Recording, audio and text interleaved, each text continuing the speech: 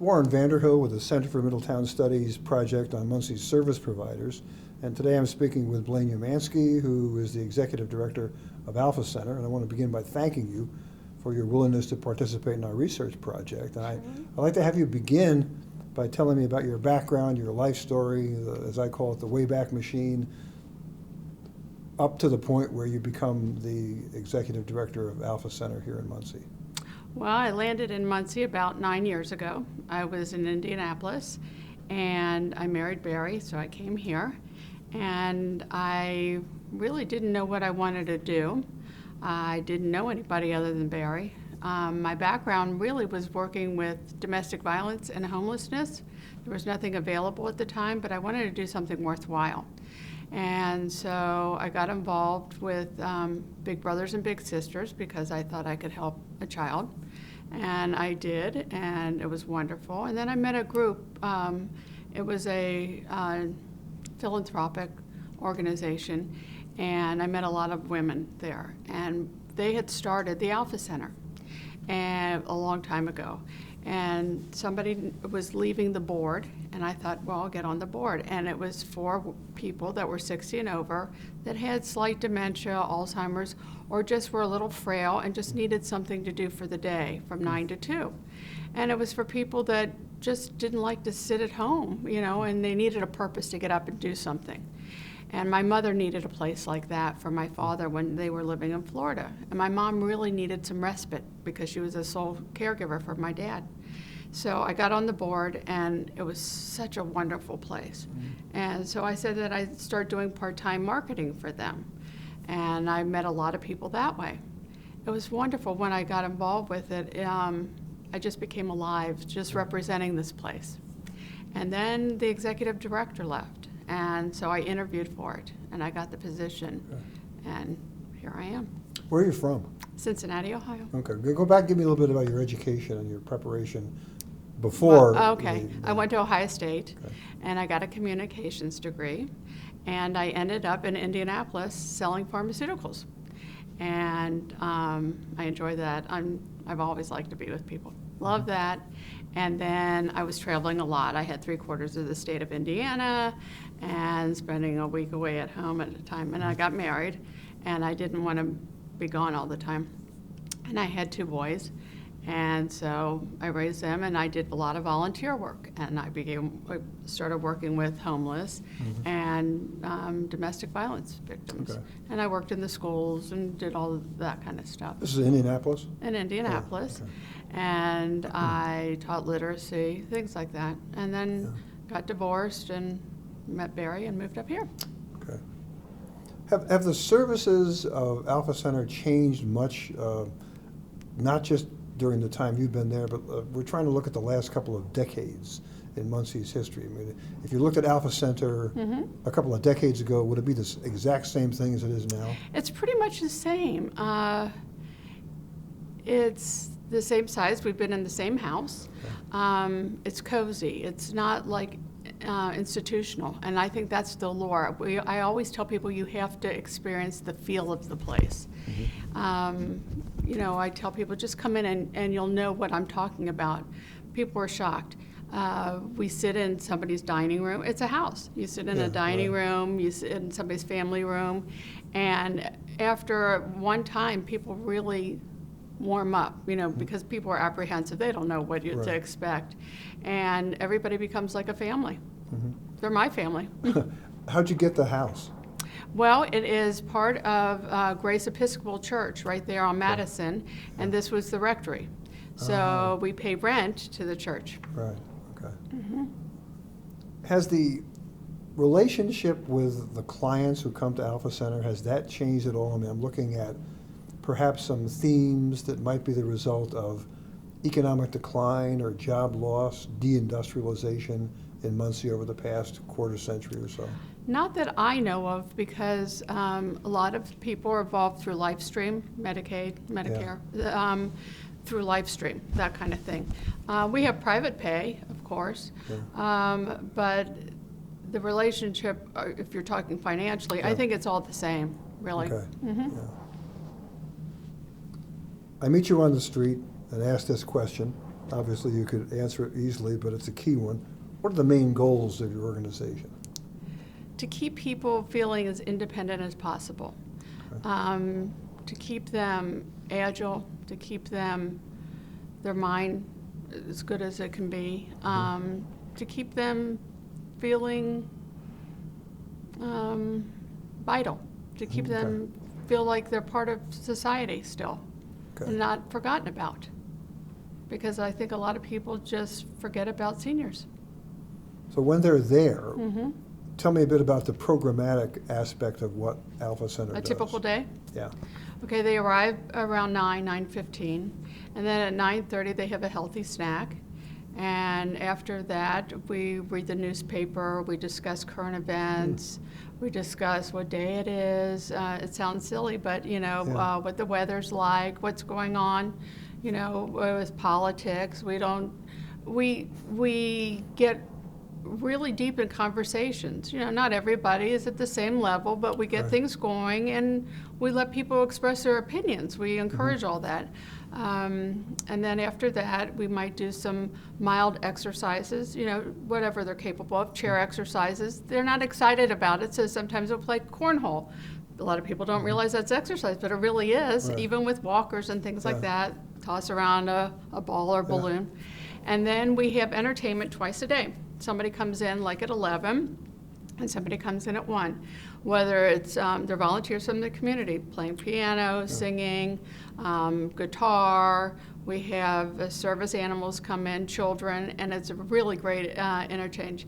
They have kids from the nursery, daycares around, where these children come in and they love being with the adults, and the adults will read to them, or the kids will read to the adults, and it's so sweet to see the kids and the adults together. They just love it. We have arts and crafts. We have nursing homes that'll come in and play bingo with them. Every day something different. One project this summer, the clients would, they planted seeds, herbs, and then we cooked with them. Once a month they plan a meal that they amongst themselves plan what they want to do, and they prepare it. They bake. So every day is something different. And we have a newsletter with what's going on for the day, so they can pick and choose what they want to do.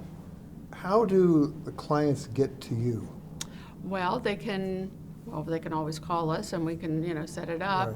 Or are you talking about how the transportation? Well, funny enough, that's one part of it, and the other is...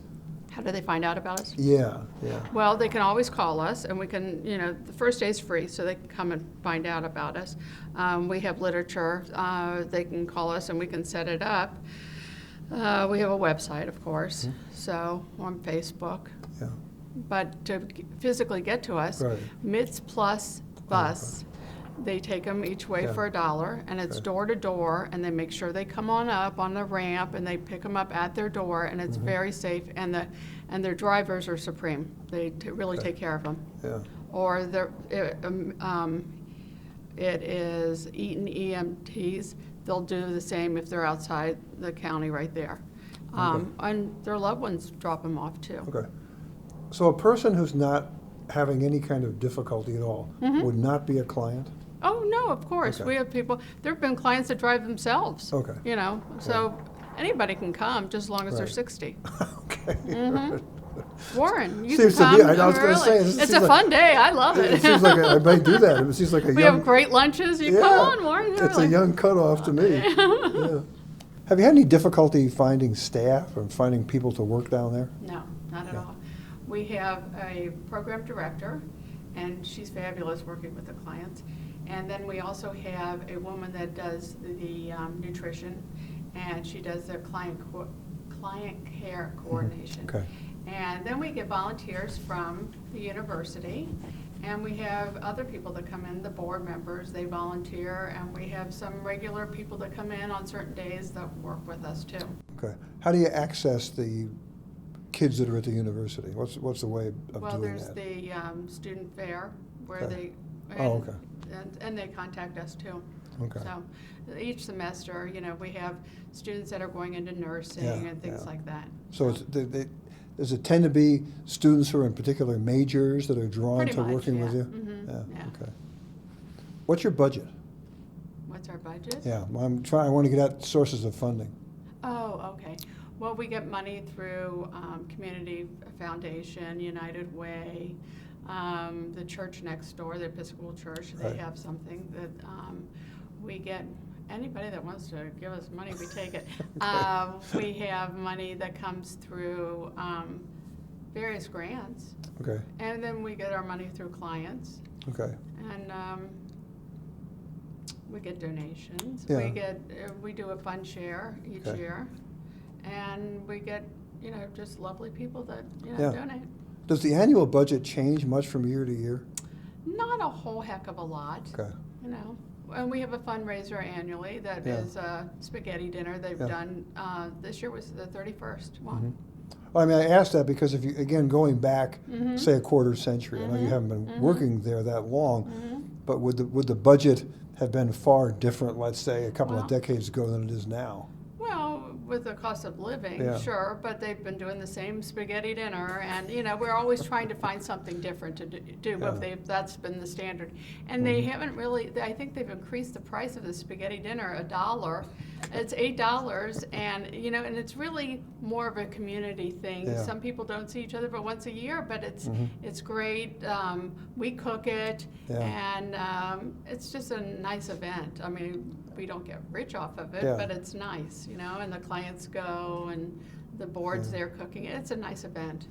Well, the question I've been asking people is how you gain access to those funds. I mean, is that a problem of getting access to the dollars that you have? I mean, because what you're doing is telling me a story of the money that comes to run Alpha Center comes from a combination of sources. Right. I mean, is there any difficulty accessing that? I mean, you just get a grant from here and a donation from here and volunteer from here as far as building your base budget. So it's just there as to what you draw on during the course of a fiscal year. No, it's not hard to get access Okay, to it. okay. Right. Do you have any kind of, I mean, the other question, I don't know quite how to ask this. I'm not sure how it impacts you. It impacts a lot of the other service providers. Is there any impact on what you do because of local, federal, or state regulations? Are you impacted at all by any kind of regulatory anything? I mean, here. No. Okay. Well, I don't know what you're saying. No. Regulations that would, places like A Better Way or the Muncie Mission have all kinds of state and federal No. regulations Well, they have to we don't comply have with. regulations Okay. because we're not medical, so Okay. we don't have that. Yeah. And we don't have regulations where they come in and check our kitchen because Okay. we have, our meals are Meals on Wheels, so they come prepared. Oh, So, we just put them on fancy Right. plates every day, Okay. So we really don't have regulations. Okay. There's nothing has to do with housing or anything like that because No, people aren't. nobody sleeps there. Yeah. Yeah, so we're pretty, it's pretty Okay. easy with that. Do you have any connections with specific faith communities, churches in the community, other than No. Grace Episcopal? But we're not really affiliated with them. I Okay. mean, we have people that come in that sing hymns and things like that, and I know through non-for-profits it's not supposed to be affiliated or be faith-related. That's what somebody told me. Okay. But everybody likes it. Yeah. I mean, we don't say you can't. Right. And everybody enjoys it. So if the gospel quartet from the Baptist Church wants to come in, they come in. They could, I Sure. guess. Yeah, it doesn't make any I mean, difference. everybody enjoys it. Yeah. I'm not going to say they can't. Yeah. I mean, it's always been done there. Yeah. Mm-hmm. As you look out, let's say a decade, Mhm. and knowing the current problems that exist in the city of Muncie, Right? what do you see Alpha Center being 10 years from now? I hope it's grown where there's a wait list and, Okay. everybody goes, why don't you move to a bigger facility?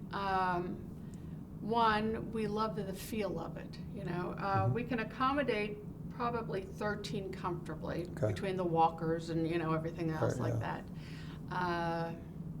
We just don't want to lose the hominess of it. We don't want to be in a big room, everybody loves that. We love to be able to fulfill, and accommodate the people that need it. Right. I know at one time they did have a wait list. It ebbs and flows. Mhm. Sometimes we'll get 4 people Mhm. and then 3 get put in a nursing home. It just depends. It ebbs and flows. Okay. And it's not the weather. It's, you know, Right. we say that in the winter it slows down, you know, but it just depends. Like, you know, we don't know. I would love to see it just booming like crazy. We're the only one like it in 3 counties. Right. It's just a fabulous facility. It really is. And we know that there's a trend where more people have to work longer. I mean, not later hours, but Right. longer. And people are trying to keep their family members at home longer instead of putting them in nursing homes. Right. So there is a need for it, you know. It'd be nice if we could extend the hours so people can work. Yeah. And we've thought about that because people have asked about that, you know, if we can extend the hours, we'd have to hire more staff. You know, Right. there's a lot that goes into that, you know. We'd like to really look at that because you have to think about the utilities and the extended hours and maybe add a Saturday once a month, you know. Okay. So there's a lot that goes into that. You can't just say, let's do it. Yeah. So those are the kinds of problems that would, let's say, be a difficult scenario for looking out 10 years and expanding the program. Right. Those I are the mean, that's kinds of something things. to look at. Right. I started a support group Okay. for the caregivers because the caregivers, they can burn out fast. Right. And a lot of people don't even Yeah. realize that. And I think when the caregivers, like if their loved one's in the hospital and they get released, they don't realize what they're in for. Right. A lot of them don't have a break at all. Sometimes they'd like to just sit in a car for an hour and cry or Yeah. just have a cup of coffee with a friend. And they don't get a break at all. And if they get sick, who's going to take care of their loved one? Yeah. So I started a support group the third Thursday of every month. And sometimes we would have different speakers come in. And it's not so much to have a speaker talk to them. It's kind of cathartic for them to see each other, you know, just Yeah. for somebody to say, hey, you know, I know what you're going through. Some people don't have anybody Right. to talk to. Yeah. And a lot of support groups have stopped because people, you know, do it on their phone or on their computer. It's not the same as having a one, you know, to be with Yeah. somebody. So I think that's going to help. And they can bring their loved one and then we, you know, entertain them so that they don't have to worry about where am I Yeah. going to take them. Yeah. So we just started that because a lot of people just don't have any help Yeah. or, you know, Yeah. any time.